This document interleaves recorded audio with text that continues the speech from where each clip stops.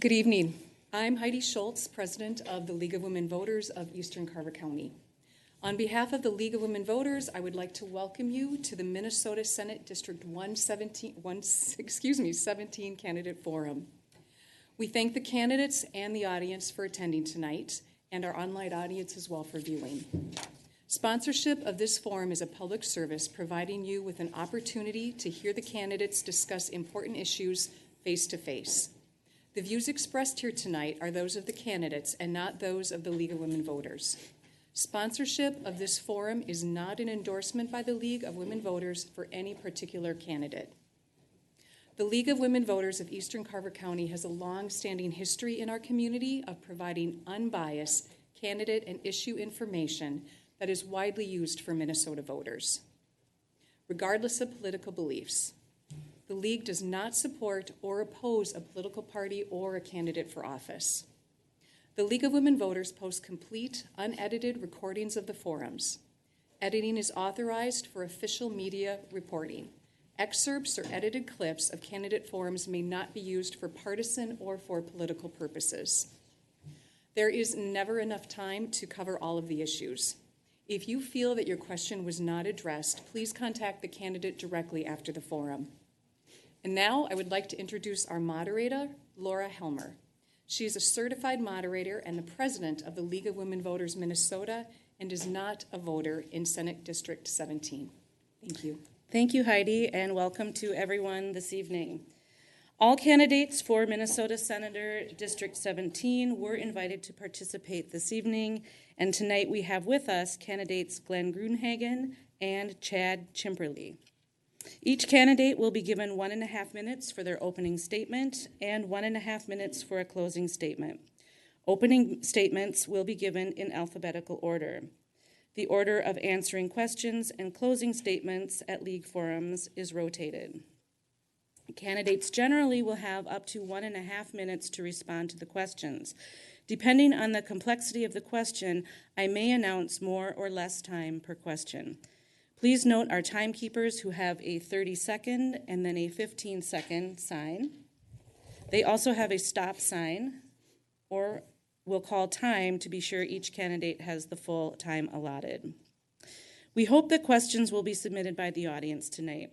We also have questions that were previously submitted by email to the League of Women Voters, Eastern Carver County. Let's begin now with opening statements, and we'll begin with Glenn Grunhagen.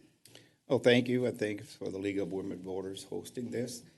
And just tell you a little bit about myself. It's a new area of my district. I am currently a state rep. I've served McLeod-Sibley County for the past six terms. With our senator retiring, Scott Newman, I decided to run for the Senate because with redistricting, I lost a lot of McLeod County. We have a lot of strong supporters. So I decided to run for the Senate. I'm married and have 3 children and 5 grandchildren. I was also raised on a dairy farm. I'm a member of I served in the United States Marine Corps. I belonged to the Rotary Club and also the American Legion. And I did jail ministry. I wasn't in jail. I did jail ministry. They let me out at night for 13 years. I am running. I served on my Glencoe Silver Lake School Board for 16 years. And I'm running for the Senate because I have a strong desire to build a better future for our children and grandchildren. I believe the state is headed in a direction that is not going to create the same types of opportunities that I and many of you have had when they grew up. We are simply growing government at a rate that cannot be sustained, and we have to bring a balance to the state of Minnesota, especially in our education system and for their future. Thank you. Chad Chimperly. Thank you. I am running for the state Senate to ensure that we have a candidate from the DFL party for people to vote for. It's very difficult these days to find candidates that are willing to step up and run. There's various reasons for that, but I thought it was important, and that's why I put myself forward. I'm a father of 4 children. I also have 5 grandchildren. I am a retired construction laborer for the past 30 years. That's what I've done to make my living. I mainly worked in the Twin City area. I commuted from Cokato, where I live, into the cities every day. Did my job and came home. I've been active with the DFL party locally up in Meeker County and my little part of Wright County for the last 16 years. And I believe I have a pretty good understanding of state government and would be able to operate just fine down at the Capitol. So I think we're going in a good direction in this state. And we have some difficulties, but I think we'll get through them, and I like where we're heading and look forward to working in the legislature. All right, thank you, candidates. Now we'll begin with our questions. Our first question will go to candidate Chimperly, and I'm going to start right away with a 2-minute question because I think this might have a more complex answer. All right, ready, timers? Okay. It's about our state surplus. What steps should Minnesota legislators consider to expedite the planning and use of large surpluses in Minnesota? Please include in your answer how that surplus should be used. Well, I think we had an example of it last spring when the leadership in the Senate and the leadership in the House and the governor got together and they said they had a framework to spend the surplus. And half of it was going to go to tax cuts and the other half was going to go to programs like public safety and education. And the details had to be worked out. And they had, not a lot of time to do it, but it could have been done if the will was there to do it. And it's a shame it wasn't, because I think it would have been something the public would have really liked. The voters would have liked to see the legislature cooperate on something, of that size, that amount of money. And actually, it was a 50-50 proposition, tax cuts and spending. And it would have went a long way to making things better in this state. So I think we just have to work together better, work at that, and we can get big packages like that through, and we'd all be better off. That's it. Does that answer it for you? I believe so. The second part of the question was, please include how you believe it should be used. Well, I think that would have been a proper use for it. All right. Candidate Grunhagen. Yeah, as far as the surplus is concerned, it is important to understand that during COVID, Minnesota received $80 billion from the federal government as one-time money, $80 billion. So a big part of the surplus is one-time money. And, there was a global agreement. I wasn't too excited about it for a number of reasons. But what happened was the House Democrats and the Republican Senate did agree on elections bill. And there were 2 provisions in there. One was that voter judges did not have to be vaccinated. The second one, that there was no outside money, it prohibited outside money from coming into the state of Minnesota to affect our elections. They were both agreed to by the House and Senate. All of a sudden, the House member, Democrat, got a call from Governor Walz. And he said, those 2 provisions have to come out of the bill. And so that was kind of the domino effect that had the agreement fall apart. It's also good to understand, or important to understand, that in 2010, our biennium budget was $29 billion. That's a 2-year budget. It's grown to $52 billion. So we've grown our budget by 75% over the last decade. Most people's incomes haven't gone up 75%. So we need to cut taxes and cut them dramatically.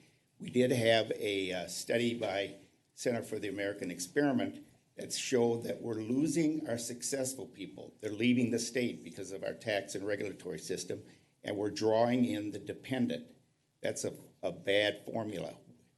There's also another study that shows by MMB that if you lower taxes, you actually grow the private sector and you can create more tax revenue.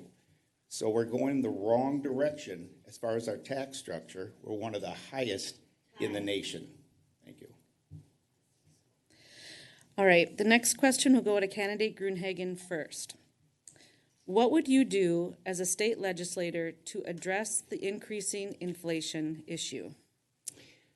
Well, there's a couple things we can do. One is it's a federal issue primarily. Let me just tell you another reason why we need to cut taxes. The Bloomberg Institute or Bloomberg organization put out a study that since we've had this high inflation, the average family of four has seen an increase in their taxes of about $5,000. You say, but they didn't raise taxes $5,000. Well, I'll quote Milton Friedman, a Nobel Prize winning economist. Inflation is taxation without legislation. So because the purchasing power of your dollar has gone down, you're actually paying an additional tax, okay? So we need to address that by giving tax cuts, significant ones. We need to fund our needs, like long-term care facilities, and they're hurting critically. I've met with several of them, but we need to cut taxes dramatically, okay, and regulations. We have an overly prescriptive regulatory system by our agencies. In fact, I've had situations since I've been in where the agencies ignore the laws that we passed and they actually impose what they believe to be the right solution. That's unconstitutional. That needs to stop. Thank you. And I meant to remind you, we're back to a minute and a half now for these responses. And if at any time you need me to repeat a question, please just ask. Could you repeat? I will. Okay, great. What would you do as a state legislator to address increasing inflation? I'm not an economist, so I would look to people that had more knowledge about that than I did, and take a look at it and talk to other individuals, you know, in my caucus and around the Capitol, and get as good an understanding of it as I can, and probably follow the lead of the people that are experts on it. Like Glenn said, it is more of a national problem, or not problem, but concern. And not only is it a national one, it's a worldwide concern right now. So it's not necessarily one political party's fault or not. It's kind of it's an economic phenomena that happens periodically, and we have to get through it. And there's people working day and night on how to do that, and I'm sure we'll overcome it. But while it's going on, we have to persevere, tough it out, and I think we'll be okay. We just have to stay the course. Thank you. All right, the next question will go to candidate Chimperly first. As a member of the legislature, what measures, if any, would you support to reinforce or ensure voter confidence in our elections? I think I would just make it commonly known how our process works, and show the evidence of the little, almost non-existent fraud there is, and show that we have electronic voting machines with a paper backup that I think is could be a national model to use, where you have the paper ballot that's saved for a set period of time after the election so that they can be referred to in recounts. And you also have the electronic tape so that it can be done electronically instead of manually. I live in a township where 10 years ago we did hand count, and it was quite a process. And, we had maybe 800 voters, but I remember the Obama election. And we were there till 3 in the morning, 4 in the morning, counting those votes. And everything has to be exactly correct. And I think if people knew that, what we go through here to make sure our elections are correct, they'd be impressed, and I think they would feel secure in that. Candidate Grunhagen. Yeah, repeat the question again. As a member of the legislature, what measures, if any, would you support to reinforce or ensure voter confidence in our elections? I was chief author of the voter ID bill in the House. I had over 25 co-authors. I could not get one Democrat to sign on to it. There's a lot, regardless of where you're at on this issue, there's a lot of consternation about our elections, rightly or wrongly, okay? The point is, we can do some rather simple measures to lower the temperature on that. I chief authored another bill for watermark. So just like your dollar bill has a watermark in it to be verified, so the ballot would have a watermark. Again, I could not get one single Democrat to sign on to that. And in the Republican-controlled Senate, they passed those bills, but they could not get any cooperation in conference committee to get that done. We need a provisional ballot law. What does that mean? That means if you go to vote and you're not a registered voter, your vote gets put in a separate pile until your address is actually verified and that you're a citizen. 47 states have provisional ballot laws. We don't. And again, Governor Walz and the Democrats oppose this.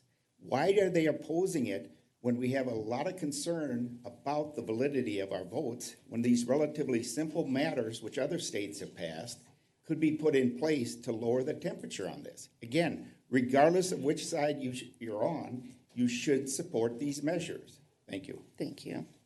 The next question goes to candidate Grunhagen first. Five U.S.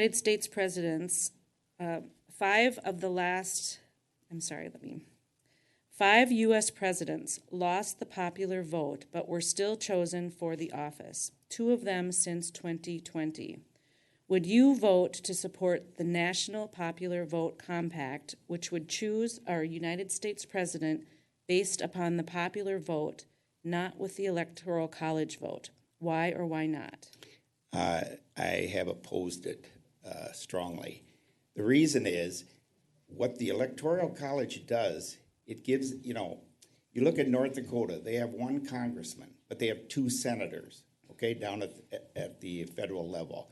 You go to California, I think they got 50 or 60 congressmen, but 2 senators. So the lower populated states are balanced out in the Senate where they're outnumbered in the House. And one of the major concerns, if you study the history of our country, was that the more populated states would take advantage of the lower populated states. The Electoral College solves that problem. Think of this, if we go to mob democracy, which is what National Popular Vote is, okay, we're a republic, not a mob democracy, by the way, and you would have to have a nationwide recount, not just a state recount. This would be convoluted system if we had a close election. At least now if you have a close election in the state, it's just that state. It's not the entire nation. So no, it absolutely takes us in the wrong direction. And I encourage you to do your research because you'll find it's going to be a disaster for our country. Thank you. Candidate Chimperly. Could you read it again, please? 5 U.S. presidents lost the popular vote but were still chosen for the office, 2 of them since 2020. Would you vote to support the National Popular Vote Compact, which would choose our U.S. president based upon the popular vote with no Electoral College vote? Why or why not? I have not given that a tremendous amount of thought. If it was before me, I would consider it again and talk to people about it, get some viewpoints about it. It doesn't seem right to me, but then again, like Glenn said, there is a reason why we had the Electoral College, and so I don't think it'll be easily thrown out.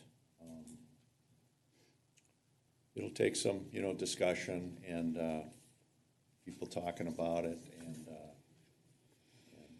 seeing where everybody's at. And I don't think there's a huge rush to do it. I don't think that question either since 2020, yeah, that was okay. But I know what you mean. And so right now, I don't think that's one of the most pressing things we have on our plates, but it is an interesting topic. I would agree. There seems to have been an error in that question Yeah. at some point. Yeah, and Chad, you want to yield me your last 30 seconds? No, that's nice try. All right. All right, the next question goes to candidate Chimperly first. Okay. Given the recent Supreme Court ruling regarding Roe v. Wade, state legislatures may be enacting new laws regarding women's reproductive health issues, including access to care. What measures, if any, do you think the Minnesota legislature should enact regarding women's reproductive health and abortion? Well, I think we should discuss the abortion issue and attempt to do it in a manner without all the emotion and craziness of the last 50 years that have been connected with it. And how we go about that, I am not exactly sure, but I would participate in something like that because I think there's a lot that we could come together on, and people could learn about each other's views about this issue, and maybe we could come up with something that would make some peace in this country with it. But as of now, my opinion is that the law should stand as it is in Minnesota. You know, the Supreme Court of the state of Minnesota has a judgment on it, and that's the law right now. I think there have been there were some restrictions that were put on it by the legislature, and it's my understanding that a judge just ruled those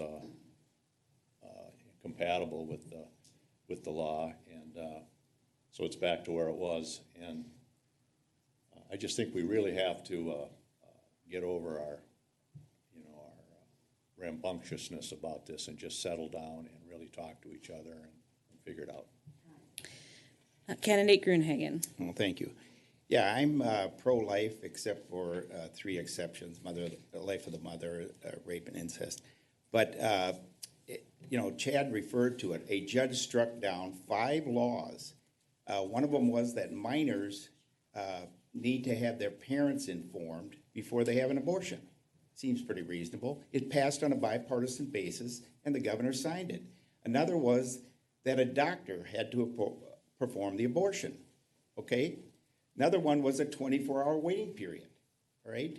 You had to wait 24 hours before you made the final decision because it is a momentous decision. You know, if we look at the abortion issue, we see that the 3 trimesters. We see that the 2nd and 3rd trimester, both in Minnesota and nationally, overwhelmingly people oppose that abortion.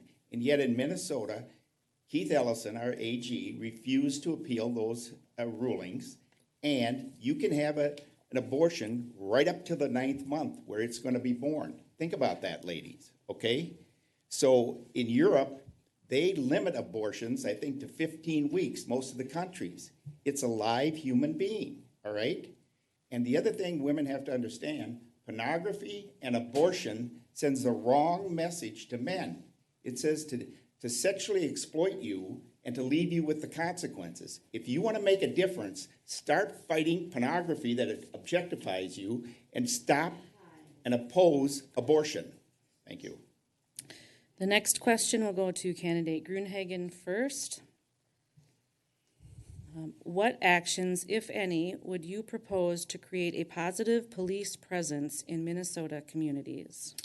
Well, we need to quit saying defund them. A lot of the Metro Democrats, including Governor Walz at times, were saying, let's defund the police. That's insanity, okay? If a police officer makes a mistake, all right, there needs to be consequences. But you don't demonize all police based on the actions of one. You don't do that. I know police officers. I did jail ministry for 13 years. These are good people. They want to go home to their families too. I think nationally we've had more murders of police officers than I think in the last 30 years. We need to stop demonizing them and start respecting them. And yet the governor, and I place it at his feet, along with a lot of the Metro Democrats, we're down about 300 officers in the Metro, in the Minneapolis-St. Paul area. When I had a crisis with my mom not long ago, I called 911 back in Glencoe. Guess who showed up first? 2 police officers, and they helped me out. If you have a crisis in your family or your home, or somebody breaks into it, if you call 911, do you want a social worker showing up, or do you want the police showing up? Okay? The other thing is the Democrats are putting these people right back out onto the street. So the criminals create crimes with guns, and then Governor Walz and the Democrats want to take your guns away. That's craziness and hypocrisy. Please oppose that, and let's respect the police. Candidate Chimperly. Could you repeat it again, please? What actions, if any, would you propose to create a positive police presence in Minnesota communities? Well, I think overall, they do have a positive presence in our communities. There are exceptions, and they often get, a lot of news, a lot of attention in the news, and people are rightfully upset when something like that happens. But I think police, I think there are a lot of cases where we could have a social worker, working with the police department for mental health cases, different, child abuse, different things like that they're asked to go and deal with. And if they had someone with them that, maybe was better trained to deal with those things, they could do it, in unison, and it might be a very good system. And I think that's what a lot of the Democrats were talking about when they were talking about defunding the police. It was not to have no police, but it was to have a different way of policing. Not just might makes right. It was to try and be more accessible to the people,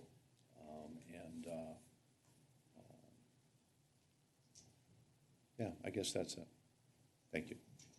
All right, the next question is to candidate Chimperly first. Many are concerned with increased gun violence in our communities. What legislation, if any, would you support to help reverse this current trend and respond to the need for safer communities? I've thought about this quite a bit, and I think one direction we could go, and I would go along with this, would be to really get the gun owners involved in this, and figure out ways that we can, end the gun violence. Because instead of just, opposing them at every turn, I think we got to, get them involved, and we all should be involved in figuring out ways to end this. And I don't think it should be one side against the other. I think guns are here to stay in this country. I don't think we're going to ban them. There could be legislation against certain aspects of it. There could be licensing requirements for certain types of guns, but I really think we have to get the gun owners involved and working on this problem with us, so it's not just us against them kind of thing, because that too has really gotten out of hand and it's going nowhere. So I say bring everybody together and see what we can get done together. Candidate Grunhagen. Well, thank you. Yeah, right now, crime is skyrocketing. Some people call it Murderapolis, not Minneapolis, okay? We're turning into Chicago. Most of the cities where there's high murder rates are run by Democrats in the country, and I could name them if I had time. But the point is this: we have the Democratic and AG in this state are releasing these criminals as soon as or very soon after they're arrested. In fact, we had one of our representatives read about 8 to 10 arrests of people who had gun violence and how they got back out on the street within a week on the House floor last session. So we need to stop this. Think of Rudy. This can be solved relatively quickly. Rudy Giuliani, the mayor of New York, when he was elected, he had over 3,000 murders in the city of New York per year. When it's done with his term, it was 300, okay? You have to lock these people up. I did jail ministry. I care about them. But the point is to release them back in and to be soft on crime. I mean, there's little minority children that have been murdered in the metro area with gun violence. And you know where I place that? At the foot of the people who wanted to defund the police and Governor Walz and the AG for not doing their job and supporting locking these people up. I care about them, but they need to be locked up when they murder people or assault people. It's that simple. Wake up. Think. All right, thank you. The next question is to candidate Gruenhagen first. Oh, I'll try to be a little less passionate, okay? Given the subject matter of the next one, I think you might accomplish that. Okay. Habitat loss, degradation, and fragmentation are the three leading causes of biodiversity decline in Minnesota. As a member of the legislature, what would you do, if anything, to promote biodiversity in our state? Well, I haven't served on I serve on the energy. I haven't served on the committee that deals with that. But I will say this. We, in the state of Minnesota, there's federal regulations that apply to all states in this particular area. In Minnesota, we go above and beyond that. In other words, I had just as a recent example, the city of Blanco has some diesel backups for blackouts on their municipal electric company. Well, the MPCA wanted to shut them down, so I got involved. And one of the things I asked was, well, they claimed they had a federal law to force the shutdown of these diesel turbines they only used it as a backup. And I said, well, how do other states interpret this federal law? Well, they had an attorney, the Blanco Municipal Light Plant. He went around and checked about 7 other states. None of them interpret it the way the MPCA does, okay? So we have agency heads making things up and adding regulations over and above federal requirements and not taking the time to assess whether they're effective and how much they cost. And the result is we're making our businesses and farmers miserable without accomplishing much. Do we all want a clean, healthy environment? I haven't met anybody or raised their hand that doesn't. I want that. I want clean water and what did she say? Stop. Oh. Well, I was just getting to the good part. Okay? Candidate Chimperly, do you need the question reread? Sure, that'd be good. Habitat loss, degradation, and fragmentation are the three leading causes of biodiversity decline in Minnesota. As a member of the legislature, what would you do, if anything, to promote biodiversity in our state? Well, I think there are a lot of things we are doing now to try and put a stop to that as much as we can. There's a lot of private efforts like Pheasants Forever and Ducks Unlimited, and there's a government effort. The tax that we voted in, 1% or whatever it was, to be used for clean water. And that sort of thing. I can't remember exactly what it was called, but so that money goes to different projects every year. We could do more of that, but it's is there the will to do that in this state? And I think to figure that out, we just have to make the needs known and get it out there so people can see where we're at and what we could do about it if people wanted to raise the money for it. And it can always be done voluntarily. People can work on these things on their own. It doesn't all have to be government induced. So I would encourage anything we could do to it. I think it's really important. But I think we are doing things, and we should probably do more of it. So I'd be in agreement with that. All right, now we have another environmental related question, and it will go to candidate Chimperly first. The Boundary Waters has been a unique federally protected wilderness area in Minnesota. What is your stance on future protections and uses for the Boundary Waters? Well, I've been up there quite a few times in my life, starting back before it was a wilderness area back in the early 70s. And it's a beautiful area. I think it's something we should protect, as we have. I think water is a tremendous, resource. I mean, it's one we have to have. Clean water is something we can't live without. And there's a lot of it up there. And so I think protecting it is incredibly important. And I would do, that's what I would support.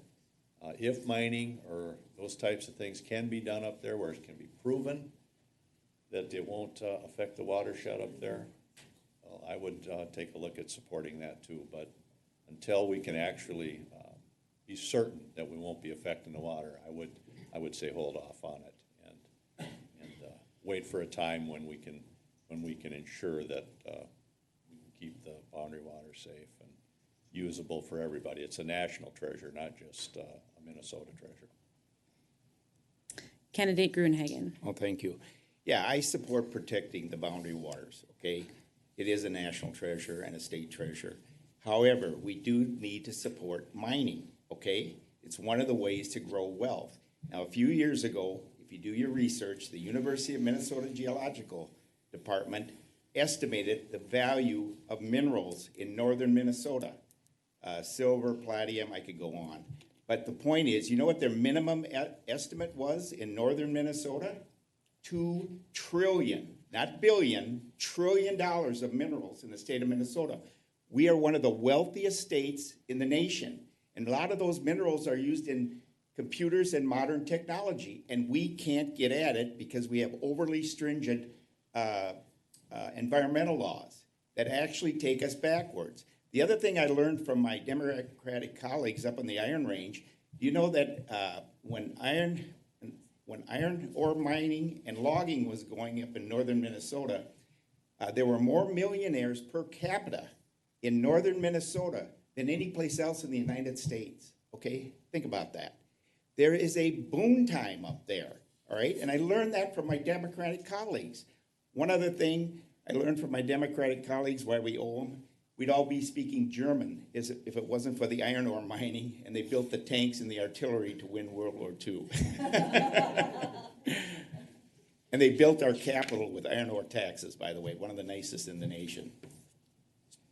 All right, the next question will go to candidate Gruenhagen first. What do you feel can be the legislature's role, if any, in giving input to school curriculum and what is taught in state classrooms? Okay, thank you. Well, I served on my local school board for 16 years, and I'm well aware of the curriculum controversies that come down. Number one, we need to not sexualize our children. I could show you curriculum that shows explicit sexual behavior down to the kindergarten level, okay? It's ridiculous. Secondly, we need to oppose critical race theory. I call it critical racist theory because it divides us on race, okay, and skin color versus the fact that we're Americans. Remember this, biology has advanced, all right? And I'm not a scientist, but I read scientific articles and books on a regular basis. And one of the things to understand is they've cracked the genetic code. And you know what they found?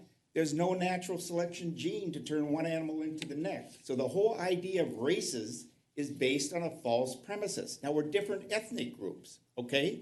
You know, we're Chinese, Caucasian, Negro, or whatever. The point is, we are one race, the human race. Now, so we're brothers and sisters in this, and we need to start treating each other like that, not dividing ourselves, which is what critical racist theory will do. And by the way, I have a teacher who was a client of mine, and when I asked about critical race theory, he said, no, it's not in the school. When I delivered the policies to him, he said, Glenn, I got to apologize. One of our teachers was sent to Mankato University and trained in teaching critical race theory. It must be stopped if you care about the children in this society. Candidate Chimperly. Could you read it again, please? What do you feel can be the legislature's role, if any, in giving input to school curriculum and what is taught in the state classrooms? Well, I would imagine that's the Department of Education's job. And I don't know if we have to. I think the legislature empowers them to do that sort of thing. So I don't feel I think the educators are basically doing a pretty darn good job of setting the curriculums. I don't have a problem with it like some people do. And you know, if there's something your kid is exposed to in school that you don't like, you know, it could easily happen to some people, you always have the option of talking to your child about that and telling them how you think about it, and you know, what you think is right and what is wrong. It's not like, you know, they don't have any other input in their lives. So the idea that, you know,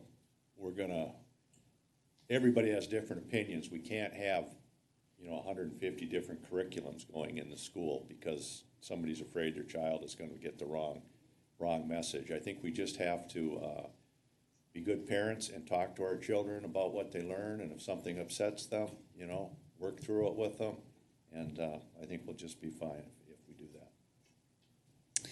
The next question is to candidate Chimperly first. Mm-hmm. How would you propose improving the safety of our roads in our communities from a legislative perspective? Well, I think every time we work on a road, you know, like a major makeover, I think we attempt to take curves out of them, take blind spots out of them, make intersections safer, like roundabouts and those sorts of things. So I think that's ongoing.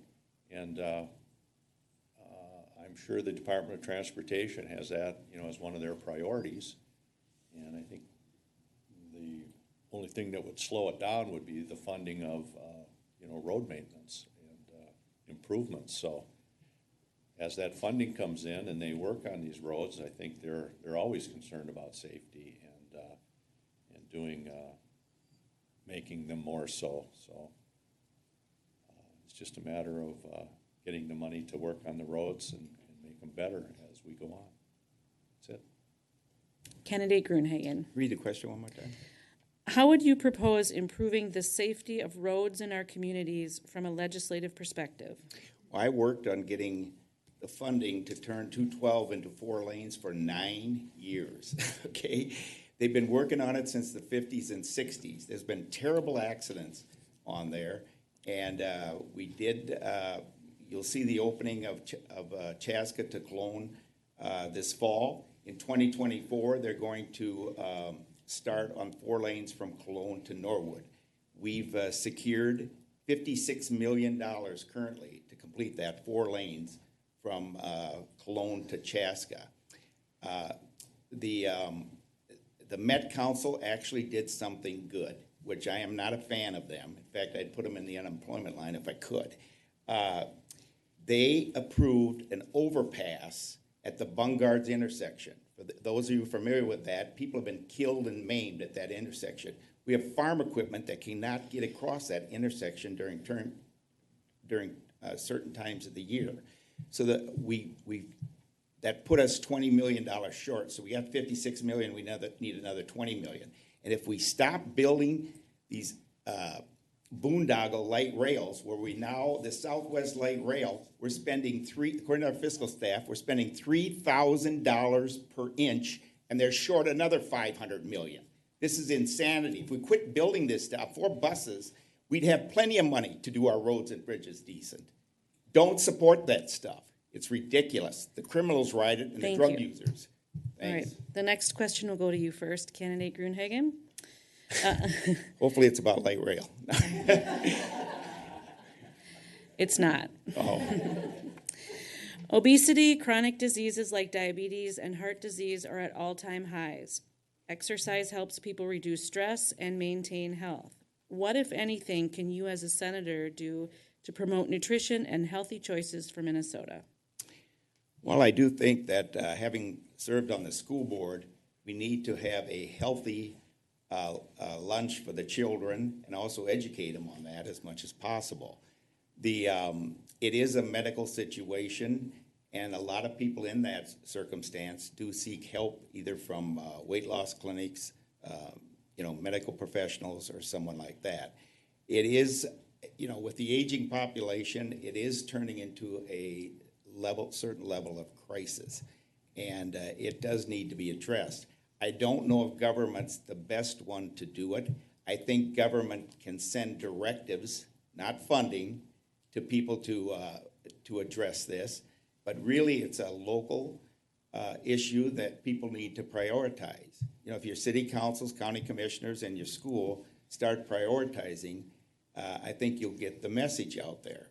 And again, in the end, we're a republic and a free people, and if people want to eat in a way with a lot of the bad choices that are out there, it's hard to stop that. And personally, I eat all healthy food. No. No, I go through McDonald's regularly. But it is an education thing, and it does create medical problems for people, and we need to educate the public on that. Thank I don't you. think government should be funding it, though. I think it can be accomplished by the private sector. All right, candidate Chimperly. Yeah, that is a huge problem. It's a very expensive problem for our state and country also because of the health issues connected to it. But resolving it, that's another matter. And I think, the health department, can put out information, all levels of government, like Glenn said. I've heard of cities having, like health contests, where people can sign up and try to lose weight, and they do all these things as kind of a community. And I haven't heard of one lately, but I've heard of them. And the medical establishment has a lot to do with it, like telling people how they can lose weight and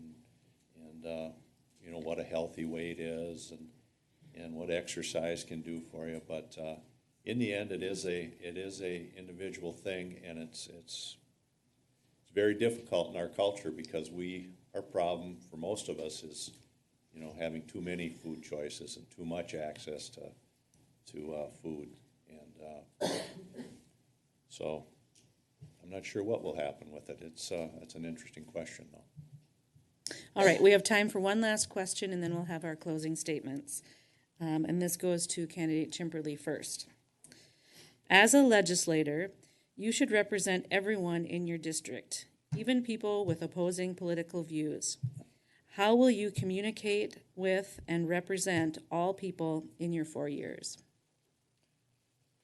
Well, that is something that I have been using as my platform. I want to work with everybody I can at the legislature, all legislators, Republicans, independents, my own party. I think we really have to focus on getting together and making some changes so that we can work better together. I think we're at a point now where it's not going real well. So I think town halls, going to city council meetings when possible, township meetings would be good.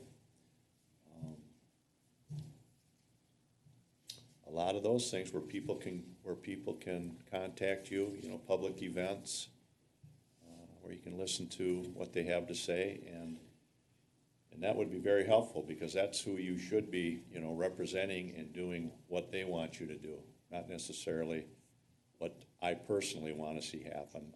I'm representing my whole district, and I have to know how they feel about things so that I can do their business for them. So I would make every effort I could to stay in touch with people. Thank you. Candidate Gruenhagen. Could you repeat the question again? As a legislator, you should represent everyone in your district, even people with opposing political views. How will you communicate with and represent all people in your 4 years? Yeah, that's a good question. Yeah, I've helped several strong Democrats with situations and problems that they were at while I was in the legislature. I could tell you a number of stories. I'll tell you just one. The chairman of the Democratic Party in Sibley County at the time, she owned a restaurant, Barbara, her name is, and the city council was going to pass some rules as far as curb and gutter and streets that was going to close her down, and she'd been there for years. She called me up and said, "Can you help?" So I went over there, met with her. She fed me in her restaurant there, and I did pay for it, by the way. No, and I gave her some information, and I lobbied some situations, and we were able to work out a compromise with the city council and leave her restaurant open. So again, she was the chairman. She wasn't a moderate Democrat. She was a strong Democrat, okay? And I helped her out. Secondly, I have co-authored bills down at the legislature with Democrats. Section 179 I did with Jeannie Poppy, who was a Democrat. I did extending new buildings in the for the schools, where the state picks up 70% per acre rather than it's levied on every acre, which can be very divisive. I also worked with, we got it up to 70%. I also worked with Gene Pulowski from Winona. He had Thank you. an emergent, I'm finishing my sentence, you said I could. Oh, you added a lot of commas in there. Well, anyway, we got a nice bill passed together. All right. All right, now we'll have our closing statements. And candidate Grunhagen, you'll go first. And Yeah, but I opened up. Wouldn't it be better? yeah, you opened the show, so then candidate Chimperly gets to close the show. Oh, okay. All right. So a minute and a half, please. Minute and a half. Okay, thanks for being here. We need to exchange ideas respectfully, okay? And I think we can do that, but we all need to set that example. The other thing you need to understand, what I said initially, we are growing government at too fast a rate in the state of Minnesota. I served on the Health and Human Services Committee. In 2014, we were spending over $14,000 per person on public welfare in this state. By 2009, and we were number 4 in the nation. By 2019, we're spending over $25,500 per welfare recipient. We're number 2 in the nation, just behind California. We're going the wrong direction. On top of that, Governor Walz and the Democrats want to turn us into a sanctuary state. So they're going to bring in illegal drugs, sexual exploitation, and crime. We need legal immigration. And you're chasing out the successful people from the state of Minnesota. They're changing their residents and businesses because of our tax structure. We need to cut taxes dramatically.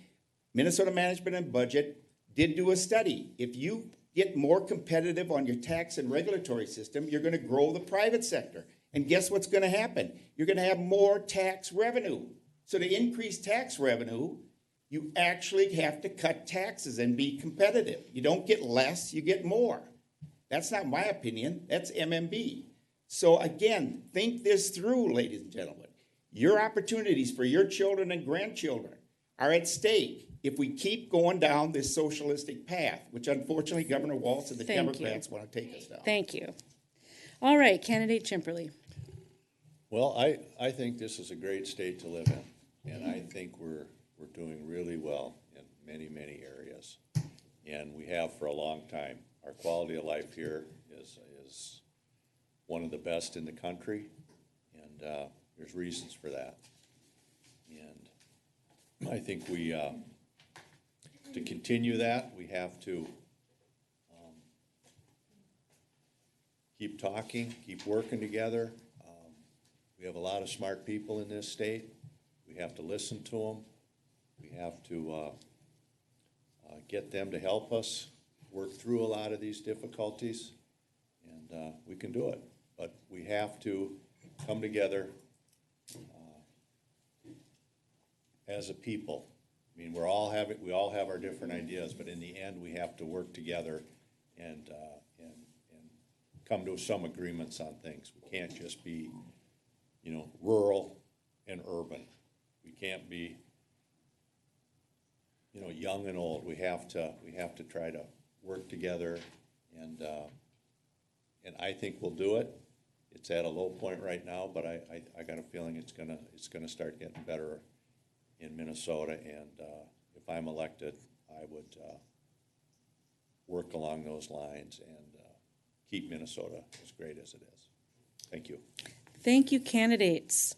I would like to remind everyone that the views expressed in this forum are those of the candidates and not those of the League of Women Voters.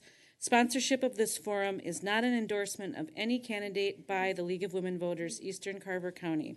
And now for our closing, here is Heidi Schultz.